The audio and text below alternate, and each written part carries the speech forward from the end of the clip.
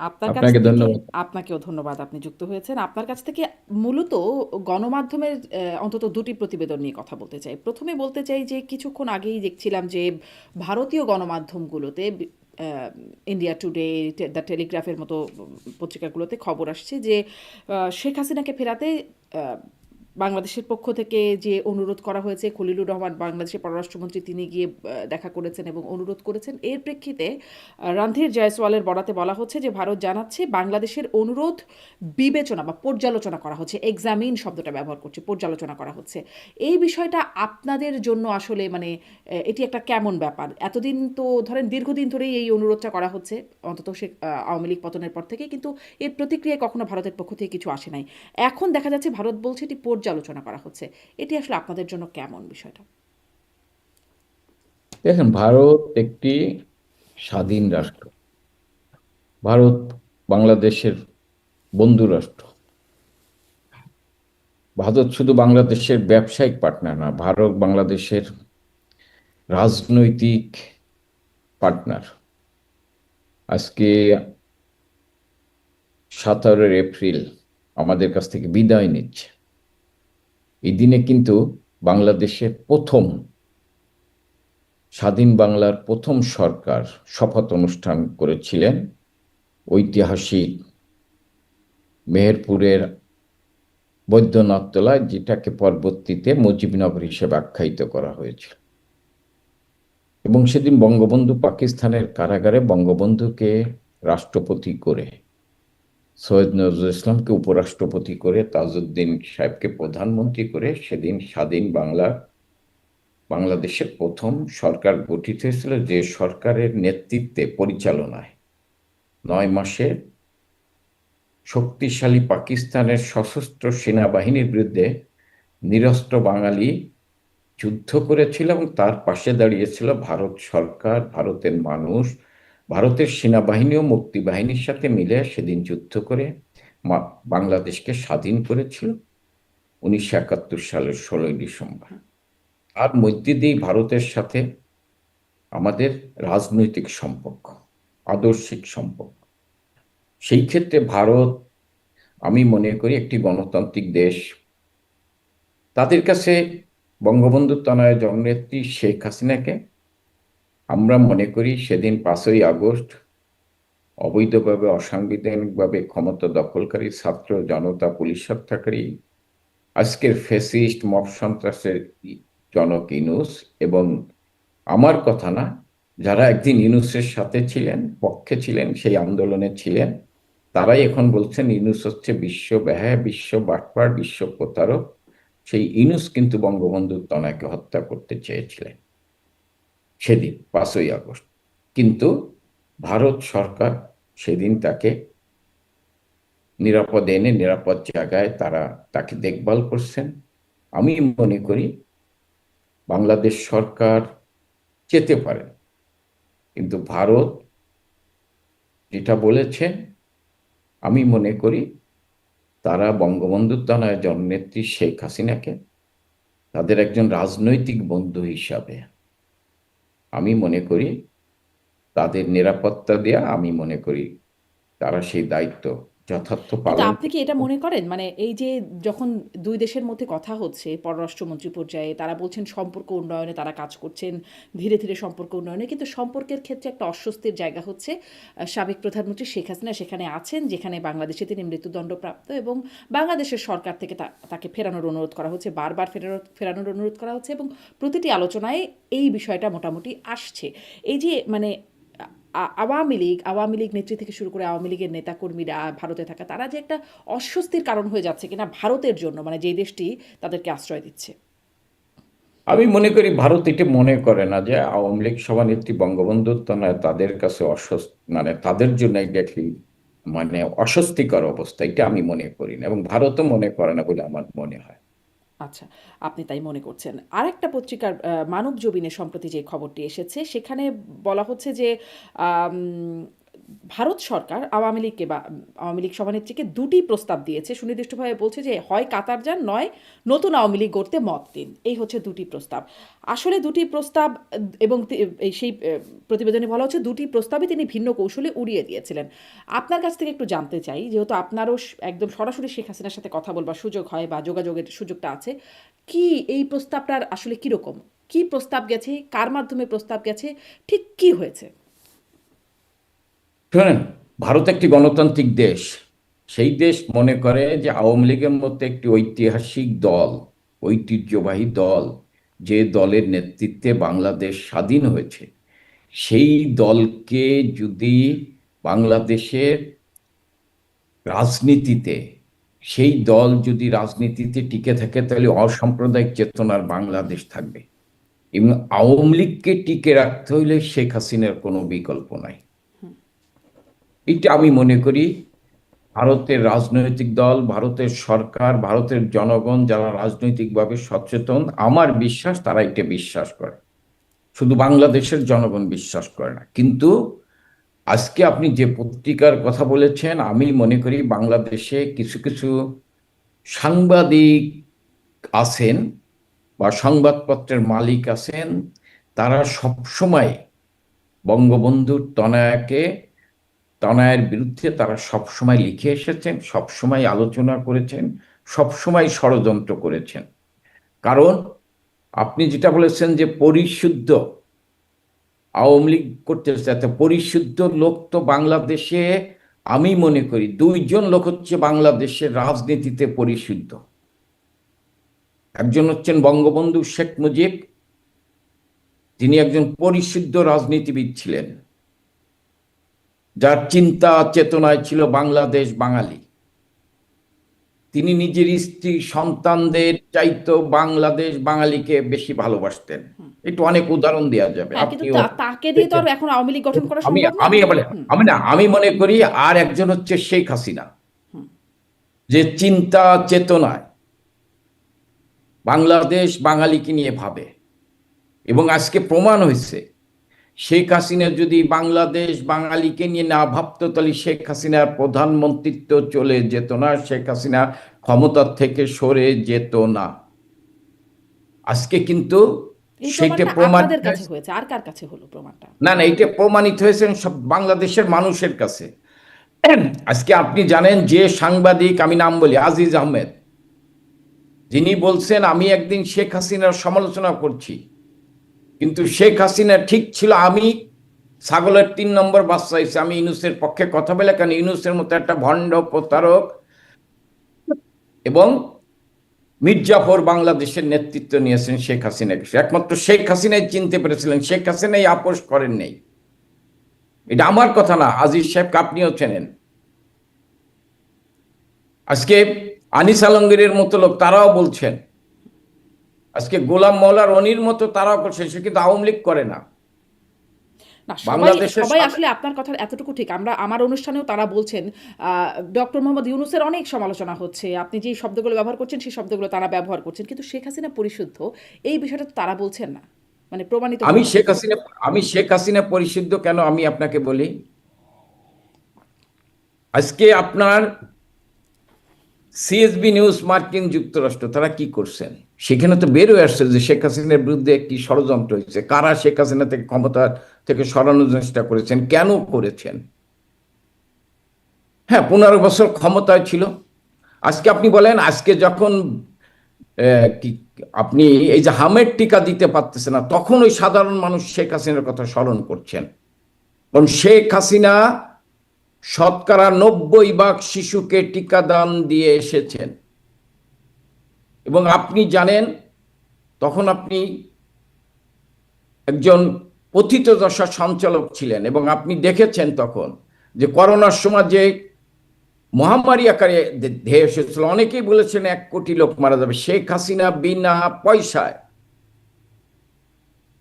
করোনার টিকা সংগ্রহ করে মানুষকে দেওয়ার চেষ্টা করেছেন এবং দিয়েছেন। এবং সেই সময় ইউক্রেন রাশিয়ার যুদ্ধ হয়েছে, সেই সময় বলা হয়েছিল তেলের সংকট হবে, বিদ্যুতের ঘাটতি হবে, সেই সময় সেই ক্রাইসিস হয়, মানুষের কষ্ট হয়েছে, করোনার সময় মানুষের কষ্ট হয়েছে, কিন্তু সেই ক্রাইসিস তিনি দক্ষতার সাথে মোকাবেলা করেছেন। এটি শেখ হাসিনা করেছেন। এবং 24 সালে যখন শেখ হাসিনা ক্ষমতা থেকে চলে আসে, তখন স্বাস্থ্য খাতে টাকা ছিল 42,407 কোটি টাকা। জি।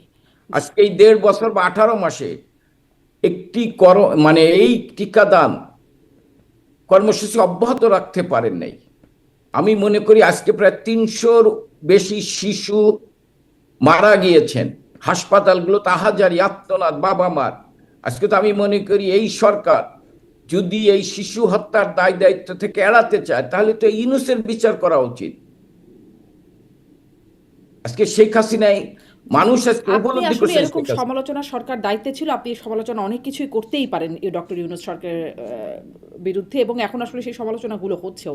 কিন্তু আমি সেই রাজনৈতিক জায়গাটাতে আসলে কথা বলতে চাই যে ভারতের সংবাদপত্রের প্রতিবেদন বা বাংলাদেশের যে প্রতিবেদন, আপনি বলছেন মানে শেখ হাসিনার বিরুদ্ধে ষড়যন্ত্র করে বাংলাদেশের কিছু সাংবাদিক বা কিছু গণমাধ্যম।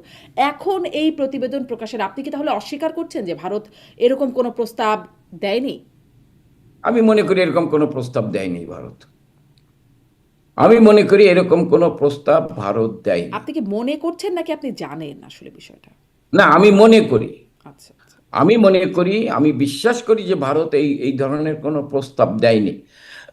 কারণ আওয়ামী লীগকে সুসংগঠিত করতে হলে, আওয়ামী লীগকে ঘুরে দাঁড়াতে হলে একমাত্র বিকল্প হচ্ছে শেখ হাসিনার বিকল্প শেখ হাসিনা। দেখেন শেখ আজকে হাসিনার আওয়ামী ৭৮ বছর লীগের, বয়স, বারবার আসলে এই প্রসঙ্গটা আসে, আমি পুরনো প্রসঙ্গ। আমি ৭৮ আমি বছর বয়স, আটা শেখ হাসিনার বিকল্প আমি যদি শুধুই মাত্র শেখ হাসিনা হন, তাহলে আসলে আপনাদের ভবিষ্যৎ নাই, আমি ফুল স্টপ, আমাদের শেখ ভবিষ্যৎ, হাসিনাতেই। আমি আমি আমি না, শেখ হাসিনাতে পুলিশ স্টাফ না। শেখ হাসিনা যাকে নির্ধারিত করবে তিনিই হবেন ভবিষ্যতের নেতা। এখানে এস এম কামাল কিন্তু কোনো পরিহার, মানে দলের জন্য অপরিহার্য না। আমি আপনাকে বলি, আপনি বলতে পারেন আওয়ামী লীগের সময় এই হয়েছে, আওয়ামী লীগের সময় যতটুকু বিতর্কিত হয়েছি বা সাংগঠনিক দুর্বলতা হয়েছে, এটা আমার কারণে হয়েছে। আমরা যারা কেন্দ্রীয় নেতা ছিলাম, আমরা যারা মন্ত্রী ছিলাম, আমরা যারা এমপি ছিলাম, আমরা যারা প্রশাসনের থেকে শেখ হাসিনার পাশে থেকে কাজ করেছি, আমরা যারা বিভিন্ন সংস্থার লোক ছিলাম, আমরা মনে করি আমরা আমাদের দায়িত্ব, শেখ হাসিনার চোখের ইশারা বুঝে আমরা আমাদের দায়িত্ব পালন করতে ব্যর্থ হয়েছি। এবং আমাদের আচার আচরণের কারণে অনেক সময়, সেটি আওয়ামী লীগ হোক, সহযোগী সংগঠন হোক, কোনো কোনো ব্যক্তির আচরণের কারণে দল বিতর্কিত হয়েছে, দল প্রশ্নবিদ্ধ হয়েছে, তাদের কথাবার্তায় দল বিতর্কিত হয়েছে। এবং এর দায় দায়িত্ব এসেছেন শেখ হাসিনা। আর শেখ হাসিনা 24 ঘন্টা 19 ঘন্টা পরিশ্রম করছেন দেশকে নিয়ে, দেশের মানুষকে নিয়ে, দলের কর্মীদের নিয়ে। কিন্তু তার এবং দায় দায়িত্ব তৃণমূল, আপনি বলছেন যে শুধু মানে নেতা কর্মীদের, এমপি মন্ত্রী যারা ছিলেন আপনার আশেপাশে তাদের, কিন্তু শেখ হাসিনা কেন এই তাদেরকেই রাখলেন যারা বিতর্কিত করছেন তাদেরকে?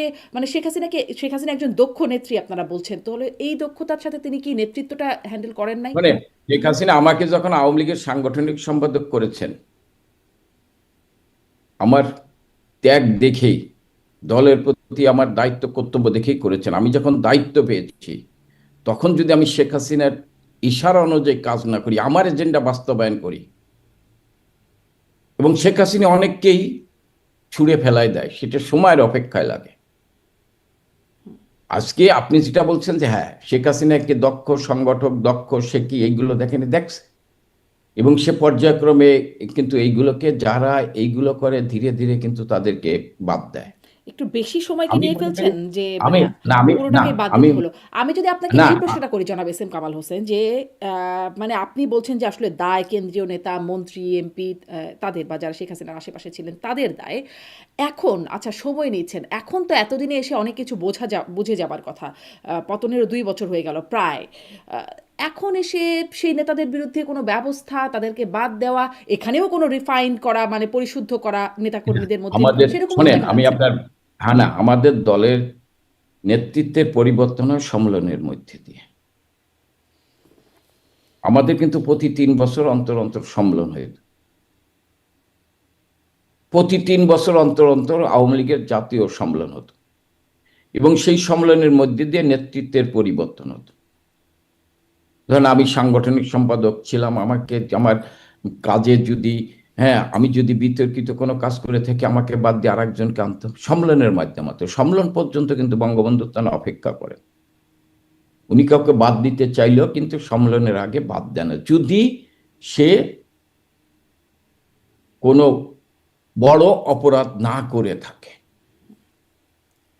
তা আমাদের জাতীয় সম্মেলনের মধ্যে দিয়ে আমরা যারা সাংগঠনিক কর্মকাণ্ড করতে ব্যর্থ হয়েছি, বা আমরা যারা ধরেন এমপি মন্ত্রী ছিলাম, আমরা যারা জেলার দায়িত্বে ছিলাম, আমরা যারা উপজেলার দায়িত্বে ছিলাম, আমাদের কর্মকাণ্ডের দলের যে ভাবমূর্তি ক্ষুণ্ণ হয়েছে, যদি এইটু হয়ে থাকে বিতর্কিত, উনি পর্যায়ক্রমে তাদেরকে সেখান থেকে সম্মেলনের মাধ্যমেই বাদ দিতেন। কিন্তু উনি যাকে এনেছেন তিনি কিন্তু ত্যাগী দুঃসময়ের কর্মী এনেছেন। আমরা হয়তো দায়িত্ব পাওয়ার পর আমরা আমাদের এজেন্ডা বাস্তবায়ন করেছি, একটু হতে পারে, কিন্তু আপনি আজকে তৃণমূলের কর্মীদের কাছে কিন্তু আমি অপরিহার্য না, এটা বাস্তবতা। তৃণমূলের কর্মীদের কাছে শেখ হাসিনার চেয়ে অপরিহার্য। এরকম অনেকবার চেষ্টা করা হয়েছে, দেন শেখ হাসিনা তো রাজনীতিতে আসতে চান নাই। আমি যদি এখন আপনি যেহেতু তুলেন অতীতে যেতে 81 সালে যখন শেখ হাসিনা আওয়ামী লীগের সভাপতি হন, এটা শেখ হাসিনা চান নাই। তৃণমূলের কর্মীরা সেদিন আওয়ামী লীগের ভিতর যে বিভেদ, যে দ্বন্দ্ব, আওয়ামী লীগের নেতৃত্ব যখন ঘুরে দাঁড়াতে পারতেছেন, আওয়ামী লীগ যখন ব্র্যাকেট বন্দী হয়ে গিয়েছেন, তখন কিন্তু তৃণমূলের কর্মীদের আহ্বানে সাড়া দিয়ে বঙ্গবন্ধু তারা আওয়ামী লীগের সভাপতি হইতে ইচ্ছা প্রকাশ করেছেন, হয়েছে। এখন শেখ এবং হাসিনা অপরিহার্য, শেখ হাসিনা এক নম্বর নেত্রী, কিন্তু তারপর কে দল গঠনে, তারপর মানে মানে দলের কাজ করতে এখন গুরুত্বপূর্ণ নেতা কারা? ওবায়দুল কাদের যেমন এখন অনেকটাই আমি আমি অসুস্থ হয়ে বাইরে আছেন, সিনের না বাইরে অনেকটাই। জি। না না, দল গঠনের এখন যারা দলের বিভিন্ন পর্যায়ে দায়িত্ব আছে তাদেরকেই উনি নির্দেশনা দিচ্ছেন দলকে গোছানোর জন্য। তাদের মাধ্যমে দল গোছানোর মধ্যে দিয়েই উনি দলকে আবার দরকার জাতীয় সম্মেলনের মাধ্যমে আগামী দিনে আমরা যদি ঘুরে দাঁড়াতে পারি, আমাদের কাজ উপর যে অবৈধভাবে অসাংবিধানিকভাবে আওয়ামী লীগের উপর যে নিষেধাজ্ঞা দেওয়া হয়েছে, সেই নিষেধাজ্ঞা প্রত্যাহারের মধ্যে দিয়ে আমরা আমাদের দলের কর্মকাণ্ড স্বাভাবিকভাবে পরিচালনা করতে, তখন সম্মেলনের মধ্যে দিয়েই নেতৃত্ব অনেকেই বাদ যাবে, নতুন নেতৃত্ব আপনাদের আসবে, সম্মেলন তরুণ। কবে হবে এই পরিস্থিতিতে? সম্মেলন হবে কবে? আমরা সম্মেলন হয়তো ধরেন আমাদের কার্যক্রম যখন নিষেধাজ্ঞা যখন প্রত্যাহার হয়ে যাবে, তখন আমরা সাংগঠনিকভাবে আমাদের তার মানে এই কর্মকাণ্ড করি। বড় সময়টা জুড়ে এই নেতারাই, যাদেরকে আপনি বলছেন তাদের হয়তো দক্ষতার অভাব আছে, তারা হয়তো বিতর্কিত কর্মকাণ্ড করেছেন, মানে তারাই থাকবেন দায়িত্বে?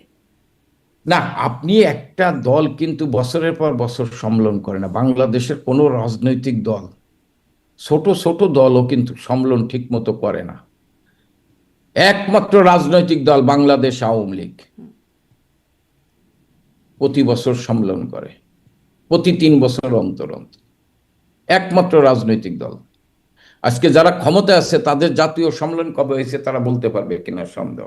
কিন্তু সম্মেলন করে এমন এমন নেতা মানে বাছাই করে করলো যারা আসলে বিতর্কিত বা নিজ এজেন্ডা বাস্তবায়নের কারণে না পুরো না, বাসাই দলকে আমি বিতর্কিত আমি করলো। আপনার আমি আপনার বলছি যে সবাই তো বিতর্কিত না, কিন্তু হয়তো কাউকে এই বিতর্কিত করা নেতা হয়েছে। বা কেন্দ্রীয় নেতা বা নেতা নির্বাচনের ক্ষেত্রে অনেকখানি আপনাদের আচ্ছা, বাণিজ্য হয়। আমি এটা একটা কি একটা প্রশ্ন বড় কারণ? জি। আমি একটা আমি একটা প্রশ্ন করি। বিএনপি 2001 থেকে 2006 সাল পর্যন্ত ক্ষমতায় ছিল। বিএনপির নেতাদের নামে বিভিন্ন অভিযোগ ছিল, বিএনপির নেতাদের নামে দুর্নীতির অভিযোগ ছিল না? বিএনপির সাবেক যিনি প্রধানমন্ত্রী তার নামে, আজকে যিনি তারেক জিয়া তার নামেই তো বিভিন্ন অভিযোগ ছিল, ছিল না?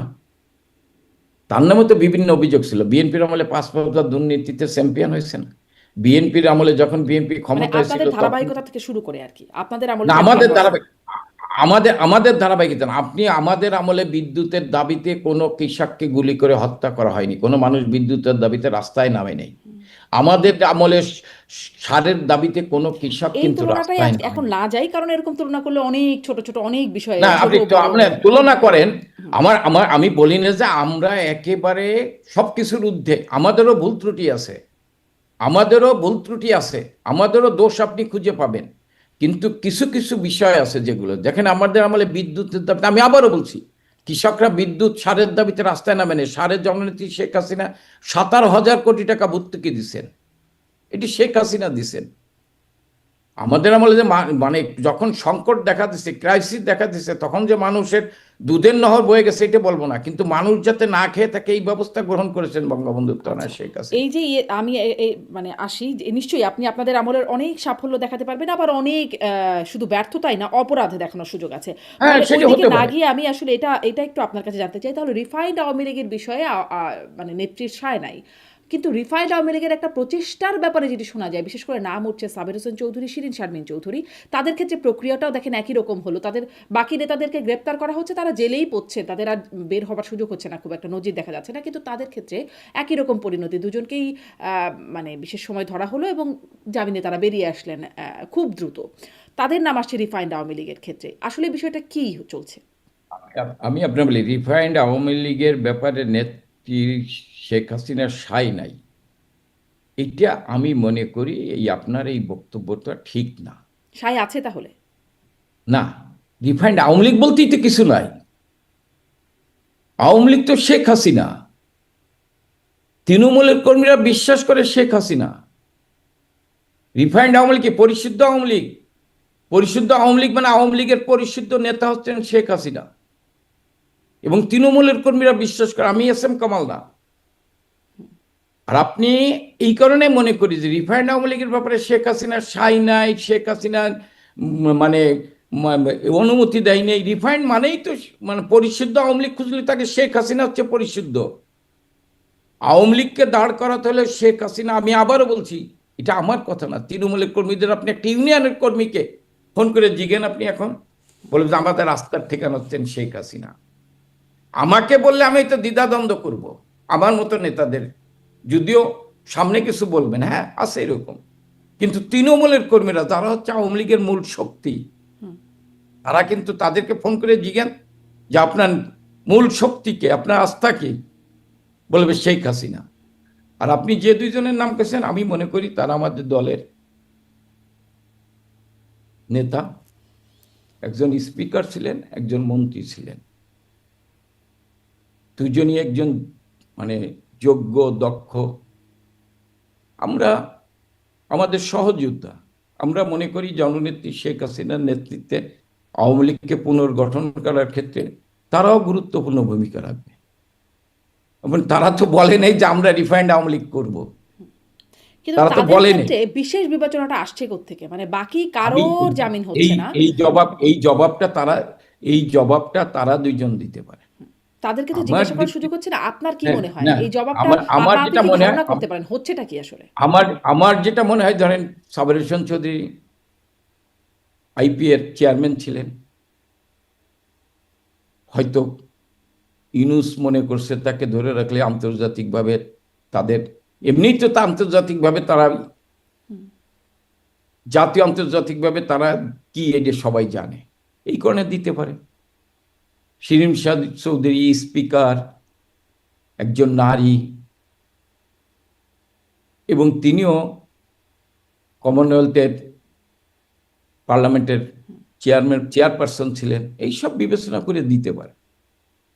এখন কি কারণে দিছে সরকার বলতে পারবে, আর কি কারণ ওনাদের দিছে ওনারা বলতে পারেন। আমার ধারণা, আমি এখানে কোনো কিন্তু খুঁজে পাই না, কারণ আমার বিশ্বাস আছে যে ওনারা দুইজন, আমরা মনে করি যে ওনারা দুইজনই দুঃসময় দুর্দিনে, এই দুঃসময় দুর্দিনে জননেত্রী শেখ হাসিনার নেতৃত্বে আওয়ামী লীগকে সুসংগঠিত করার ক্ষেত্রে ওনারা কাজ করবেন, এটি হলো আমার বিশ্বাস জি। এবং আমি মনে করি। আপনি ভারতের প্রসঙ্গে বলছেন যে ভারতও বিশ্বাস করে, বা আপনি ভারতের বিষয়ে আপনার পর্যালোচনা বলছিলেন যে আওয়ামী লীগকে টিকিয়ে রাখার বিকল্প নাই, এরকম একটা বিষয়। ভারতেরও আস্থার জায়গায় আছে আওয়ামী লীগ, কিন্তু আওয়ামী লীগকে যখন নিষিদ্ধ করা হলো, মানে আমি আইন পাশ করে পরবর্তীতে বলছি আওয়ামী লীগের তৎপরতা নিষিদ্ধ করে ফেলা হলো শক্তপোক্তভাবে, তখন তো ভারত কিছু বলল না। এমনকি এই যে গেলেন, দেখা সাক্ষাৎ হলো দুই পররাষ্ট্রমন্ত্রীর, তখনও তো এই বিষয়ে ভারতের কোনো না, বক্তব্য আসলো না। আমি আপনার বলি, আমি যে কথা, আপনি কিন্তু আমার কথাটাকে অন্যভাবে নিয়েছেন। আমি এটা বলি নাই যে ভারত বিশ্বাস করে যে আওয়ামী লীগকে টিকে রাখতে হলে শেখ হাসিনার দরকার, আমি এটা বলি না। আমি বলছি যে যারা বিশ্বাস করে দেশে এবং দেশের বাইরে, দেশ স্বাধীনতার সাথে যে দলটি স্বাধীনতার নেতৃত্ব দিয়েছেন, সেই আওয়ামী লীগ, যার জনসমর্থন হচ্ছে 52%, এবং আজকে আমি মনে করি, আপনি হয়তো আমার সাথে দ্বিমত করতে পারেন, সেটা আপনার ব্যক্তি, যে শেখ হাসিনার আজকে ৭১কে রক্ষা করার জন্য ৫ই আগস্টের আগে যারা আমাদের সমালোচনা করত, তারাও এখন মনে করে যে ৭১কে রক্ষা করতে হলে শেখ হাসিনার বিকল্প নাই। এই ক্ষেত্রে কিন্তু ৬০ থেকে ৭০ ভাগ অসাম্প্রদায়িক চেতনার লোক তারা বিশ্বাস করে এটা। তা আমি মনে করি এই আওয়ামী লীগকে পুনর্গঠন করতে হলে, এই আওয়ামী লীগকে সুসংগঠিত করতে হলে, অসাম্প্রদায়িক চেতনার বাংলাদেশকে যদি রক্ষা করতে হয়, তাহলে আওয়ামী লীগকে পুনর্গঠিত করতে হবে। আওয়ামী লীগের আওয়ামী লীগের উপর যে অবৈধভাবে অসাংবিধানিক নিষেধাজ্ঞা, সেটা প্রত্যাহার করতে হবে।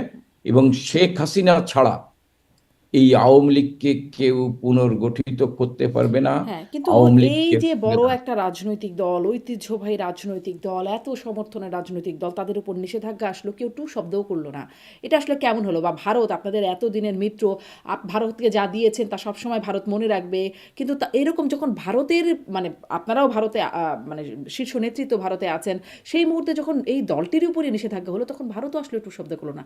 এটি আপনাদের জন্য, শোনেন, আপনারা আসলে এটাকে কিভাবে আমি দেখেন? আপনার বলি, রাজনৈতিকভাবে আমরা যারা দলের, আমরা এমন কথা বলি না যে ভারতকে আমরা যা দিয়েছি আর ভারত মনে রাখবে।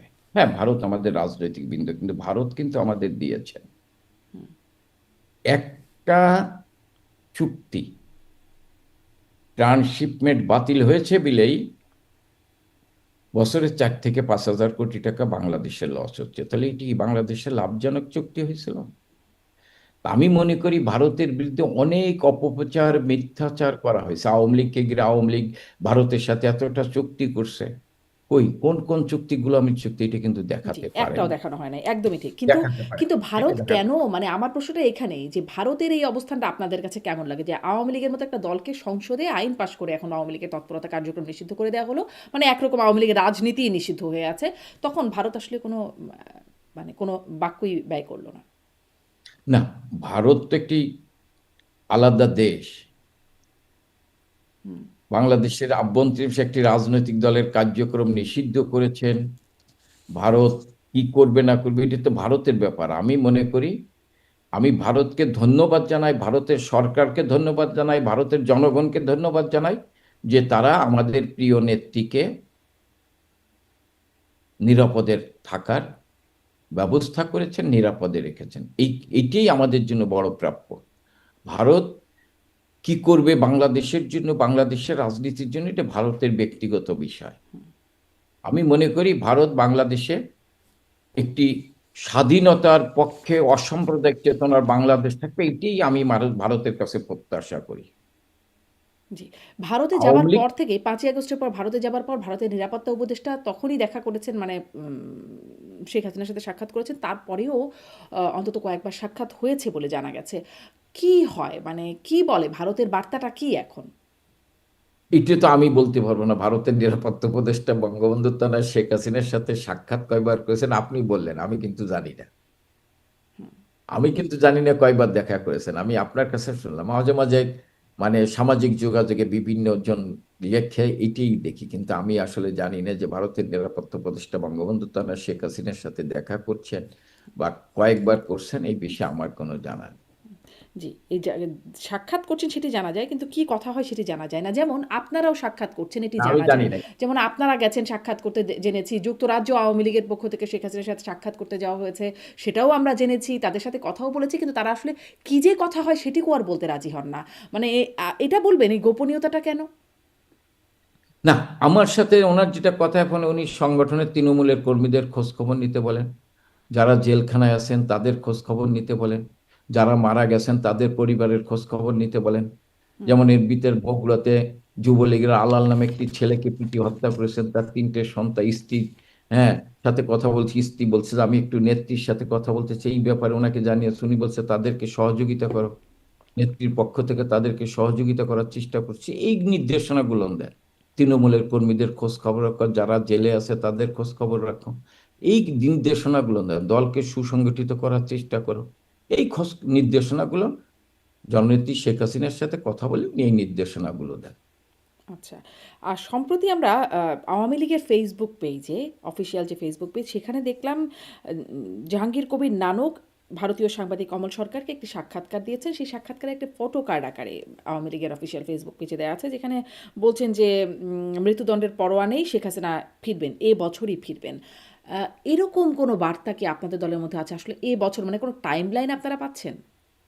না, আমরা কোনো টাইম লাইন দিই না। আমরা যত তাড়াতাড়ি চেষ্টা করবো, নেত্রী দেশে ফেরার চেষ্টা করছেন, আমাদের সাথে যতবার কথা হয়েছে। ওনার ইচ্ছে, উনি দেশে যেতে চান, এবং উনি তো বলেছেন, উনি যখন গণভবন থেকে বের হয় তখন ওনাকে বলা হয়েছে ওনাকে টুঙ্গিপাড়া নিয়ে যাওয়া হবে। তারপর উনি ভারতে এসেছেন। উনি সবসময় টুঙ্গিপাড়ায় যেয়ে থাকতে চান, উনি দেশে থাকতে চান। এই কারণে উনি তৃণমূলের কর্মীদের, জননেত্রী শেখ হাসিনা যখন তৃণমূলের কর্মীদের সাথে কথা বলে তাদের সাহস দেয়, হ্যাঁ আমিও চলে আসবো, হয়তো নেত্রী যে কোনো সময় যে কোনো সিদ্ধান্ত নিতে পারেন, উনি দেশে যেতে পারেন। এটা কখন যাবে, কি অবস্থায় যাবে, এইটা জননেত্রী শেখ হাসিনা যখন জানাবেন তখন আপনারা জানতে পারবেন। আর আপনারা কখন আসবেন? মানে যারা অন্য নেতারা আছেন, সিনিয়র নেতারা যারা আছেন দেশের বাইরে বিভিন্ন জায়গায়। শোনেন, আমরা যারা বাংলাদেশে আছি, বাংলাদেশের বাইরে আছি, আমরা মনে করি যদি আদালত তার নিরপেক্ষ ভূমিকা পালন করে, যদি আইনের শাসন প্রতিষ্ঠিত হয়, তাহলে আমরা আদালতের দ্বারস্থ হতে চাই। কিন্তু আজও আমির হোসেন আমুর মতো একটি মুক্তিযুদ্ধের সংগঠক, যার বয়স প্রায় 90-এর কাছাকাছি, তিনি আজও জেলখানায় মানবতার জীবন যাপন করছেন। ৭৬ বছর বয়স্ক নুরুল মজিদ হুমায়ুন মুক্তিযুদ্ধের সংগঠক, তিনি জেলখানায় থেকে হাসপাতালে নিয়েছেন, হাসপাতালে এক হাতে হাত করা, তিনি মৃত্যুর করে ঢলে পড়েছেন।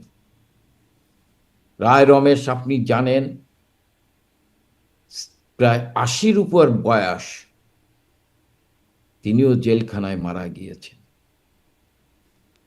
আরো অনেকেই গিয়েছেন, কিন্তু আমি এই বয়স্ক লোকগুলোর কথা বললাম। অনেকেই জেলখানায় আছেন, রাশেদ খান মেনন, হাসানুল হক ইনু, শাহজাহান খান, অনেক, ডক্টর রাজ্জাক, ফারুক খান সাহেবের মতো লোক জেলখানায় আছেন, মানবতার জীবন যাপন করছে। তাদেরকে আজকে প্রায় 2 বছর তাদেরকে গ্রেপ্তার করে জেলখানায় রাখা হয়েছে। তাদেরকে যখন আদালত বেল দিতে পারছে না,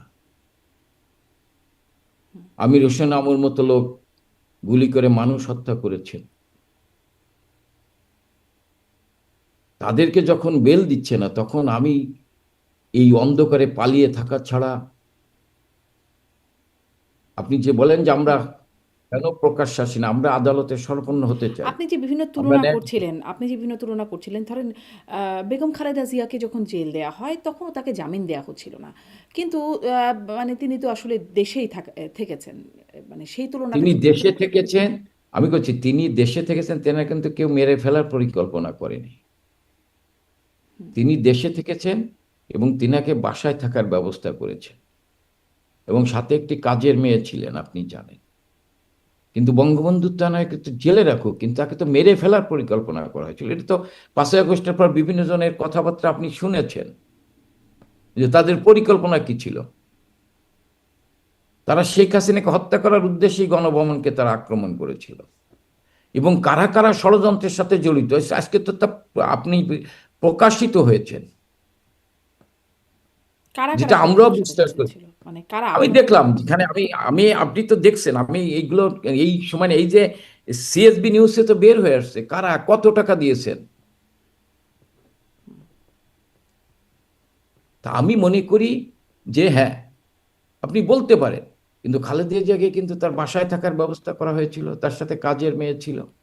আর শেখ হাসিনাকে তো হত্যা করার জন্যই হামলা করা হয়েছিল। আচ্ছা, শেখ হাসিনা ১/১/১১-তে 1 বছর আপনি কারাবন্দী ছিলেন না? সেখানেও কিন্তু তাকে স্লো পয়জন দিয়ে হত্যা করার চেষ্টা করা হয়েছিল। এই একই অভিযোগ এখন বেগম জিয়ার মানে নেতাকর্মীরাও করেন যে আপনাদের সময় তাকেও স্লো পয়জনিং করার চেষ্টা করা হয়েছে।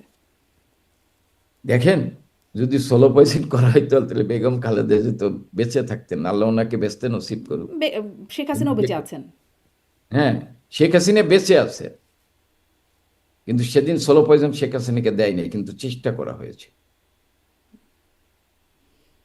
আপনি একটি সাধারণ মানুষও বলবে যে শেখ হাসিনার, আমি কাউকে কারোর সাথে তুলনা করি না, কিন্তু শেখ হাসিনার প্রতি যেভাবে তাকে হত্যা করার জন্য ষড়যন্ত্র করা, এটা কিন্তু বেগম খালেদা জিয়ার জন্য করা হয় না। হ্যাঁ, বেগম খালেদা জিয়ার সাথে আমাদের রাজনৈতিক প্রতিযোগিতা ছিল, রাজনৈতিক প্রতিপক্ষ ছিল, কিন্তু বিএনপির বাইরেও কিছু শক্তি আছে যারা শেখ হাসিনাকে হত্যা করতে চায়,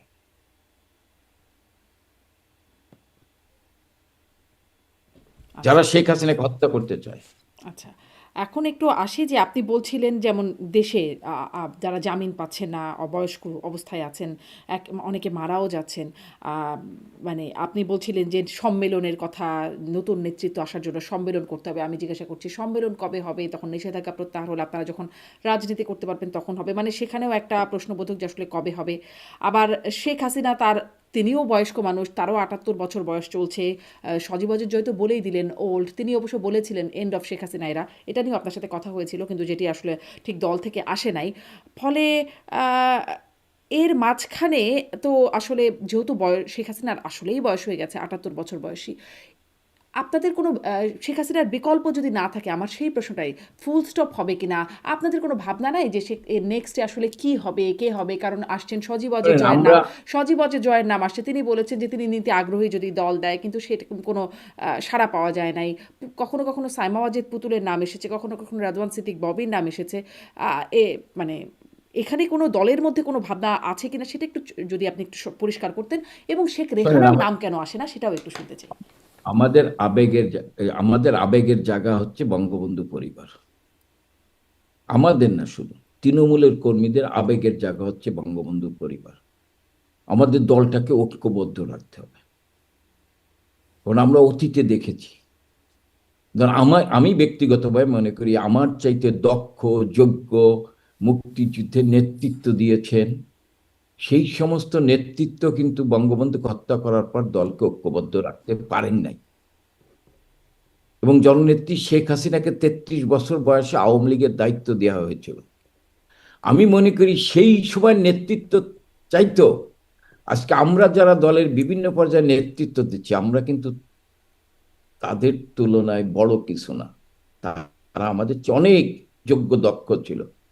তা আজকে বঙ্গবন্ধু তনয় শেখ হাসিনা এবং তার পরিবারের বাইরে অন্য কেউ নেতৃত্ব দিয়ে আওয়ামী লীগকে ঐক্যবদ্ধ রাখতে পারবে না, আওয়ামী লীগকে এগিয়ে নিয়ে যেতে পারবে না, আওয়ামী লীগের তৃণমূলের কর্মীরা সেটাকে মেনে নেবে না।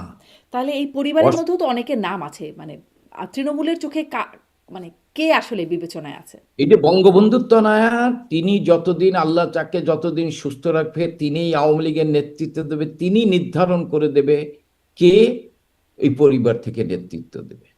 কিন্তু আমরা মনে করি যতদিন বঙ্গবন্ধু তনয়াকে আল্লাহ সুস্থ রাখবে, এবং উনি আজকে যে অবস্থা আল্লাহ ওনাকে সুস্থ রেখেছেন, আল্লাহ যদি এই অবস্থায় ওনাকে সুস্থ রাখেন, আমার বিশ্বাস ওনার নেতৃত্বেই আওয়ামী লীগ আবার বাংলাদেশে ঘুরে দাঁড়াবে, আবার এই দুঃশাসন, অপশাসন, জঙ্গিদের হাত থেকে বাংলার মানুষকে উনি মুক্তি করবে। জি, জনাব এস এম কামাল, আপনাকে ধন্যবাদ। আসলে অনিশ্চয়তার অনেকগুলো জায়গা দেখা যাচ্ছে যেখানে এখনো আপনারা নিশ্চিত হয়ে ওঠেন নাই, বা হয়তো সময়ে আপনারা নিশ্চিত হতে পারবেন বলে আমরা জানা। আমরা আমরা আমাদের নিশ্চয়তা আছে, আমরা অনিশ্চয়তার ভিতর নাই। না, ধরেন আমাদের পরবর্তী নেতা কে হবেন, সম্মেলন পরবর্তী কবে নেতার হবে, নিষেধাজ্ঞা কবে উঠবে, দেশে পরবর্তী কবে নেতা ফিরবেন? আমাদের আমাদের নেত্রী ঠিক করে দেবেন, আওয়ামী লীগের কর্মীরা তার পক্ষেই কাজ করবেন। জি, নিশ্চয়ই। অনেক ধন্যবাদ জনাব এস এম কামাল, আবার নিশ্চয়ই